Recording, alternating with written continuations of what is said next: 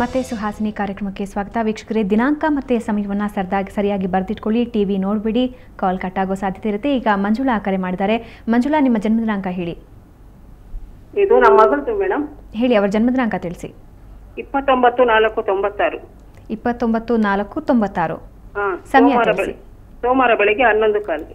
11:15. ಏನ್ ತಿಳ್ಕೊಬೇಕು ಅನ್ಕೊಂಡಿದ್ರೆ ನಿಮ್ಮ ಮಗಳ ಬಗ್ಗೆ? ಅದೇ ಮಗಳ ಎಜುಕೇಶನ್ ಬಗ್ಗೆ ತಿಳ್ಕೊಬೇಕಾಗಿತ್ತು. ಓಕೆ, ಪಂಡಿತರು ಮಾತಾಡ್ತಾರೆ, ಮಾತಾಡಿ. ನೋಡಿ, ಮಗಳಿಗೆ 15 ವರ್ಷ ಆಯ್ತು ಅಮ್ಮ. 16ನೇ ವರ್ಷ. ಏನು ಓದ್ತಾ ಇದ್ದಾಳೆ? PUC ಓದ್ತಾ ಇದ್ದಾಳಾ? ಇಲ್ಲ ಸರ್, SLC ಈಗ. ಸರಿ, ನೋಡಿ, ಸೋಮವಾರ ದಿನ ಹುಟ್ಟಿದ್ದಾಳೆ. ಅವಳ ನಕ್ಷತ್ರ ಹುಬ್ಬ ನಕ್ಷತ್ರ, ಸಿಂಹ ರಾಶಿ. ಹಾಗೆ ಅವಳದವರ ಲಗ್ನ ಬಂದು ಮಿಥುನ ಲಗ್ನ. ನೋಡೋಣ ಅವಳ ವಿದ್ಯಾ ಭವಿಷ್ಯ ಏನಿದೆ ಅಂತ. ಅವಳ ಜಾತದಲ್ಲಿ ವಿದ್ಯಾಸ್ಥಾನದಲ್ಲಿ ರಾಹು ಇರೋದ್ರಿಂದ ಒಳ್ಳೆಯ ವಿದ್ಯಾವಂತಳಾಗುವಂಥ ಯೋಗ ಇದೆ. ಅದಕ್ಕೆಲ್ಲ ನಿಮ್ಮ ಪ್ರಯತ್ನಗಳು ಜಾಸ್ತಿ ಬೇಕು. ಕರ್ಮಸ್ಥಾನದಲ್ಲಿ ಶರೀರ ಇರೋದ್ರಿಂದ ಸರ್ಕಾರಿ ಉದ್ಯೋಗ ಅಥವಾ ಉದ್ಯೋಗ ಇಲ್ಲದೇ ಇರುವಂಥ ಕೇತು ಇರೋದ್ರಿಂದ ಉದ್ಯೋಗ ಇಲ್ಲದೇ ಇರುವಂಥ ಯೋಗ ಇದೆ. ವಿದ್ಯೆ ಕಲಿತರೆ ಉದ್ಯೋಗ. ಅವಳಿಗೆ ಒಳ್ಳೆಯ ಬುದ್ಧಿ ಇದೆ, ವಿದ್ಯೆ ಇದೆ, ಕಲಿಸಬೇಕು. ಅದು ಸ್ವಲ್ಪ ಚಂಚಲತೆ, ಮಾನಸಿಕವಾದಂಥ ಒಂದು ಹಿಡಿತ ಅನ್ನುವಂಥದ್ದಿಲ್ಲ. ಅದು ಸಣ್ಣ ವಯಸ್ಸಿನಲ್ಲಿ ಮಕ್ಕಳಿಗೆ ಇರುತ್ತೆ ಸಾಮಾನ್ಯವಾಗಿ. ಈಗಂತೂ 16 ವರ್ಷ ಆದ್ದರಿಂದ ಸ್ವಲ್ಪ ಮಟ್ಟಿಗೆ ಅವಳಿಗೆ ವಿದ್ಯೆಗೆ ಹೆಚ್ಚು ಇದನ್ನು ಕೊಡುವಂಥ ಶ್ರದ್ಧಾ ಮೇಧಾ ಸೂಕ್ತ ಪ್ರಜ್ಞಾ ಸೂಕ್ತಗಳ ಪಾರಾಯಣ ಮಾಡಿ ಆ ವಿದ್ಯೆಯನ್ನು ಹಿಡಿತದಲ್ಲಿ ಇಟ್ಟುಕೊಂಡು ಓದುವಂಥ ಪ್ರಯತ್ನ ಮಾಡಿಸಿ. ಖಂಡಿತವಾಗಿ ಒಳ್ಳೆಯ ವಿದ್ಯಾವತಿ ಆಗುವ ಯೋಗ ಇದೆ. ಒಳ್ಳೆಯದಾಗಲಿ ನಿಮ್ಮ ಮಗಳಿಗೆ. ಓಕೆ, ಈಗ ನಂದಿನಿ ಕರೆ ಮಾಡಿದ್ದಾರೆ. ನಂದಿನಿ, ಯಾರ ಬಗ್ಗೆ ತಿಳ್ಕೊಬೇಕಿತ್ತು? ಹಲೋ ಮೇಡಮ್, ನನ್ನ ಬಗ್ಗೆನೇ ತಿಳ್ಕೊಬೇಕಾಗಿತ್ತು. ಓಕೆ, ಜನ್ಮ ದಿನಾಂಕ ತಿಳಿಸಿ. 15/9/1984. ಓಕೆ, ಸಮಯ ತಿಳಿಸಿ. ಸಮಯ 10:25 ಶನಿವಾರ ಬೆಳಗ್ಗೆ 10:25. ಓಕೆ, ಪಂಡಿತರು ಮಾತಾಡ್ತಾರೆ, ಮಾತಾಡಿ. ರಾತ್ರಿನ ಹಗಲ 10:25? 10:25 ಬೆಳಗ್ಗೆ ಗುರುಜಿ. ಸರಿ ಸರಿ, ನೋಡೋಣ ಏನು ಹೇಳುತ್ತೆ ಅಂತ. ಏನು ಮಾಡ್ತಾ ಇದ್ದೀರಿ ಈಗ? ನಾನು ಒಂದು ಉಪನ್ಯಾಸಕಿಯಾಗಿ ವರ್ಕ್ ಮಾಡ್ತಾ ಇದ್ದೀನಿ. ಸರಿ, 25 ವರ್ಷ ಆಗಿದೆ. ಈಗಾಗಲೇ ಸ್ಯಾಟರ್ಡೆ ನಿಮ್ಮದು ಹುಟ್ಟದ್ದು. ಪೂರ್ವಾಷಾಢ ನಕ್ಷತ್ರ, ಧನುರಾಶಿ, ದಶಮಿ ಶುಕ್ಲ ಪಕ್ಷ, ತುಲಾ ಲಗ್ನ. ವಿದ್ಯಾ ಈಗಾಗಲೇ ಓದು ಮುಗಿದಿದೆ ಅಂತಾಯಿತು. ಉಪನ್ಯಾಸಕಿ ಆಗಿದ್ದೀರಿ. ಅದರಲ್ಲಿ ಇನ್ನೂ ಉತ್ಕೃಷ್ಟವಾದ ಉಪನ್ಯಾಸಕಿ ಆಗಬೇಕು. ಕರ್ಮಸ್ಥಾನಾಧಿಪತಿ ಚಂದ್ರ, ನಿಮಗೆ ಕರ್ಮಾಧಿಪತಿ ಚಂದ್ರ. ಆದರೆ ವಾಕ್ಸ್ಥಾನದಲ್ಲಿ ಶನಿ ಇದ್ದಾನೆ. ಯಾವಾಗಲೂ ವಾಕ್ಸ್ಥಾನದಲ್ಲಿ ಗುರು ಶುಕ್ರಾದಿಗಳಿದ್ದರೆ ಒಳ್ಳೆಯ ಪ್ರತಿಭೆ ಇರ್ತದೆ. ಅಲ್ಲದಿದ್ದರೆ ಈ ಎಲೆಯ ಮರೆಯಲ್ಲಿರುವಂಥ ಉಪನ್ಯಾಸಕ್ಕೆ ಆಗ್ತೀರಿ. ಹಾಗಾಗಿ ಈ ಮಾಧ್ಯಮದಲ್ಲಿ ಕರೆ ಮಾಡಿದಾಗಲೇ ನೀವು ಉಪನ್ಯಾಸಕ್ಕೆ ಅಂತ ಏನಾದರೂ ಬೆಳಕಿಗೆ ಬಂದಿರ್ಬೋದು. ಒಟ್ಟಿನಲ್ಲಿ ನಿಮ್ಮ ಜಾತದಲ್ಲಿ ಉದ್ಯೋಗ ಸ್ಥಾನದಲ್ಲಿ ಉದ್ಯೋಗಾಧಿಪತಿ ಚಂದ್ರ. ಆದರೆ ಉದ್ಯೋಗ ಅದರಲ್ಲೇ ಉಪನ್ಯಾಸಕ್ಕೆಲ್ಲೇ ಮುಂದುವರಿಯುವಂಥ ಯೋಗ. ಹಾಗೆ ಕರ್ಮದಲ್ಲಿ ಸೂರ್ಯ ಇದ್ದಿಂದ ಸ್ವಲ್ಪ ಸಂಚಾರ ಮಾಡಬೇಕಾಗತ್ತೆ. ಉಪನ್ಯಾಸಕ್ಕೆ ಅಂದರೆ ಒಂದೇ ಕಾಲೇಜಿನಲ್ಲ, 4 ಕಡೆಗೆ ತಿರುಗಾಡುವಂಥ ಯೋಗ ಇದೆ. ವಾಕ್ಸಿದ್ಧಿಗಾಗಿ ಶನಿ ವಾಕ್ಸ್ಥಾನದಲ್ಲಿರೋದ್ರಿಂದ ವಿಶೇಷವಾಗಿ ಸರಸ್ವತಿ ಆರಾಧನೆ ಮಾಡಿ ವಾಕ್ಸಿದ್ಧಿ ಆದರೆ ನೀವು ಇನ್ನೂ ಹೆಚ್ಚು ಬೆಳಕಿಗೆ ಬರ್ತೀರಿ. ಒಳ್ಳೆಯದಾಗತ್ತೆ. ಈಗ ಬೆಂಗಳೂರಿಂದ ಪ್ರೇಮ ಕರೆ ಮಾಡಿದ್ದಾರೆ. ಪ್ರೇಮ, ಯಾವ್ದ್ರ ಬಗ್ಗೆ ತಿಳ್ಕೊಬೇಕಿತ್ತು? ಪ್ರೇಮ, ನನ್ನ ಧ್ವನಿ ಕೇಳ್ತಾ ಇದೆಯಾ? ಓಕೆ, ಕಾಲ್ ಕಟ್ಟಾಗಿದೆ ಅಂತ ಅನಿಸುತ್ತೆ. ಓಕೆ ಪಂಡಿತರೇ, ಈಗಾಗಲೇ ನಾವು ವಿದೇಶಿ ಪ್ರವಾಸದ ಬಗ್ಗೆ ಮಾತಾಡ್ತಾ ಇದ್ವಿ. ವಿದೇಶಿ ಪ್ರಯಾಣ ಮಾಡೋದಾದರೆ ಜಾತಕವನ್ನು ನೋಡಲೇಬೇಕಾಗತ್ತಾ ಅಥವಾ ಹೇಗೆ? ಇಲ್ಲ, ಜಾತಕ ನೋಡಲೇಬೇಕಾಗ್ತದೆ. ಯಾಕಂದರೆ ಕಾಲ ಅನ್ನೋದು ಜಾತಕ ನಮಗೆ ತೋರಿಸೋದು ಕಾಲವನ್ನು ತೋರಿಸ್ತದೆ.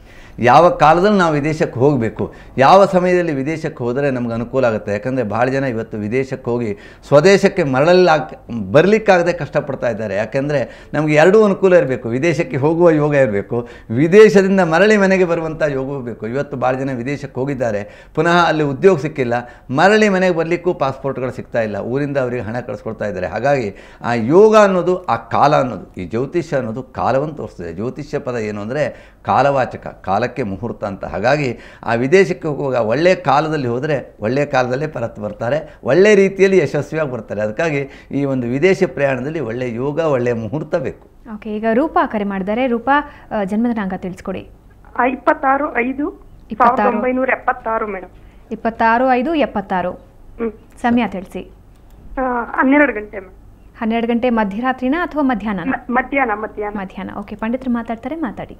ನೋಡಿ, ಈಗಾಗಲೇ 35 ವರ್ಷ ಆಗಿದೆ. ರೂಪಾ ಅವರೇ, ಏನು ಮಾಡ್ತಾ ಇದ್ದೀರಿ? ಉದ್ಯೋಗದಲ್ಲಿದ್ದೀರಾ?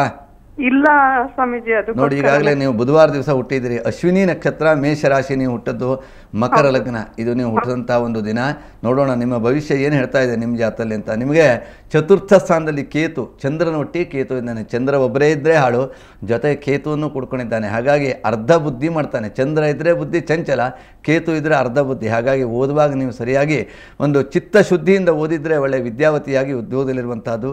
ಹಾಗೆ ಕರ್ಮಸ್ಥಾನದಲ್ಲಿ ರಾಹು ಇದ್ದರೆ ಇವತ್ತು ಒಂದು ರಾಜಕಾರಣಿಯೋ ಅಥವಾ ಸಮಾಜದಲ್ಲಿ ಒಂದು ಮಹಿಳೆಯ ಇದರಲ್ಲಿ ಉತ್ತಮ ಕ್ಷೇತ್ರ ಇರುವಂಥ ಯೋಗ ಇತ್ತು, ಅದು ಕಟ್ಟಾಗಿದೆ.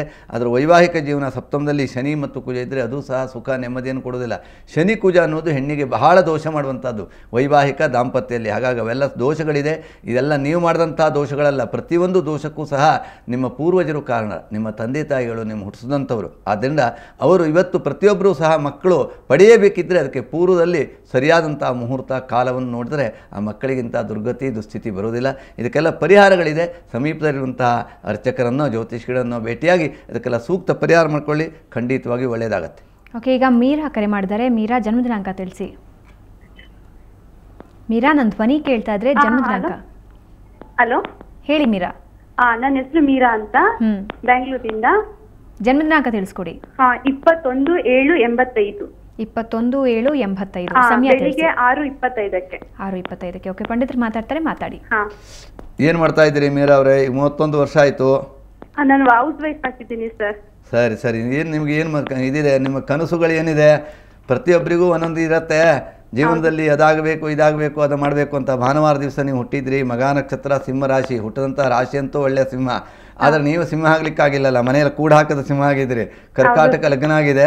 ಆದ್ದರಿಂದ ನಿಮ್ಮ ಕನಸುಗಳೇ ಸಿಂಹ ಆಗೋದು ಅಥವಾ ಯೋಗದಲ್ಲಿ ಇದೆಯೋ ನೋಡೋಣ. ನಿಮ್ಮ ಜಾತಕದಲ್ಲಿ ಸಿಂಹದಂತೆ ಗರ್ಜನೆ ಮಾಡುವ ಯೋಗ ಇದೆಯೋ ನೋಡೋಣ. ನಿಮ್ಮದು ಕರ್ಕಾಟಕ ಲಗ್ನ, ಧನಸ್ಥಾನದಲ್ಲಿ ಚಂದ್ರ ಇದ್ದಾನೆ. ಹಾಗಾಗಿ ಧನಸ್ಥಾನದಲ್ಲಿ ಚಂದ್ರ ಇದ್ದರೆ, ಚಂದ್ರ ಅಂದರೆ ಚಂಚಲ, ಯಾವಾಗಲೂ ನಿಂತ ನಿಲ್ಲುವುದಿಲ್ಲ, ಸೂರ್ಯಚಂದ್ರರು. ಹಾಗಾಗಿ ಹಣ ನಿಮ್ಮ ಕೈಯಲ್ಲಿ ನಿಲ್ಲುವುದಿಲ್ಲ. ಯಜಮಾನರ ದುಡ್ಕವನ್ನು ಕೊಟ್ಟರೇನೆ. ಆದರೆ ನಿಮ್ಮ ಯೋಗ ಏಕಾದಶಿಯಲ್ಲಿ 11ನೇ ಮನೆಯಲ್ಲಿ ಶುಕ್ರ ಇದ್ದರೆ ಬಹಳ ಒಳ್ಳೆಯ ಯೋಗ.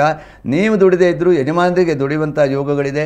ಸಪ್ತಮದಲ್ಲಿ ಗುರು ಇದ್ದರೆ ಆಗಲೇ ಹೇಳಿದ್ದೇನೆ, ಒಳ್ಳೆಯ ಸುಂದರವಾದ ಗಂಡ ಅಥವಾ ಒಳ್ಳೆ ರೀತಿಯಾದ ಗಂಡ ಸಿಗ್ತಾನೆ. ಅದೆಲ್ಲ ಯೋಗ ನಿಮಗೆ ಇದ್ದರಿಂದ ಜೀವನದಲ್ಲಿ ಕೆಲವೊಂದು ನಿಮ್ಮ ಕನಸುಗಳು ಆಗದೇ ಇದ್ದರೂ ಸಹ ಹಲವಾರು ನಿಮಗೆ ಸಮಾಧಾನವನ್ನು ತರುವಂಥ ಯೋಗ ಇರೋದ್ರಿಂದ ಖಂಡಿತವಾಗಿ ದೃಢವಾದ ಮನಸ್ಸಿನಿಂದ ಸಂಸಾರ ಮಾಡಿ ಒಳ್ಳೆಯದಾಗತ್ತೆ.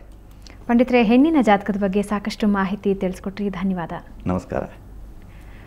ವೀಕ್ಷಕರೇ, ನೋಡಿದ್ರಲ್ಲ, ಇದು